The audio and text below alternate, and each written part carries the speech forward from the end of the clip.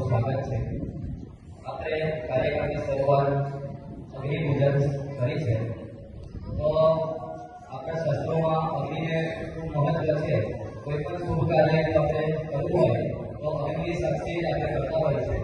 એટલે તપોવનનો જે અલગ અલગ જે આયામો છે એમાં એક આપણું ગણપતિ શિબિર પણ થાય છે। એમાં આપણે અગ્નિહોત્રનું મહત્વ છે એ આપણે વિસ્તારથી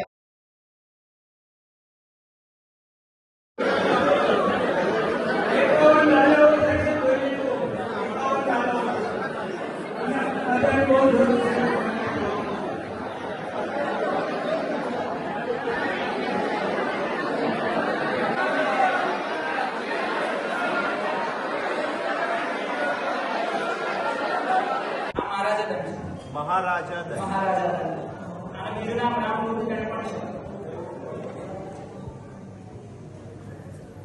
આપણે સાધારણ દંડમાં જેવી રીતે આગળ જઈએ છે એવી જ રીતે પાછું બે ગાવાનું છે ઊંચું થયા વગર।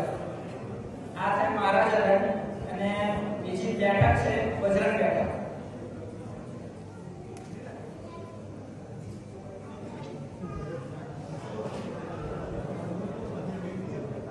આપણે ગયા વખતે ખાલી સાધારણ બેઠક જોઈ હતી અને આગળની બેઠક છે બજરંગ બેઠક।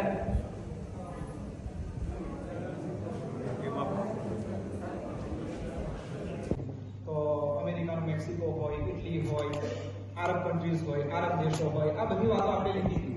પણ આ બધા દેશો સિવાય પણ ઉઝબેકિસ્તાન, ઈરાન ત્યાંથી લઈને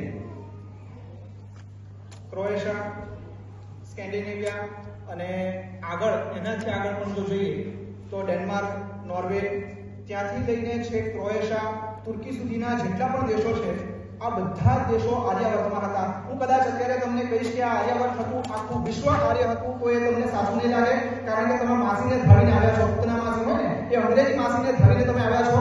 એ ગુરુકુળમાં આપણું અધ્યયન થયું છે, એ લોકોને આપણે ગુરુ બનાવ્યા છે, એટલે કદાચ આ વાત અત્યારે તમારા મગજમાં નહીં ઉતરે, પણ નજીકના ઇતિહાસમાં હું લઈ આવું। નજીકના ઇતિહાસની વાત કરું જે રેકોર્ડેડ છે તો 500મી સદીમાં એવી કઈ વાત આવી, એવી કઈ વાત કરી કે આપણે આપણા ભારત વર્ષમાંથી એક ટુકડો છૂટો કરવો પડ્યો, વળી પાછો 1000મી સદીમાં આવું કરવું પડ્યું।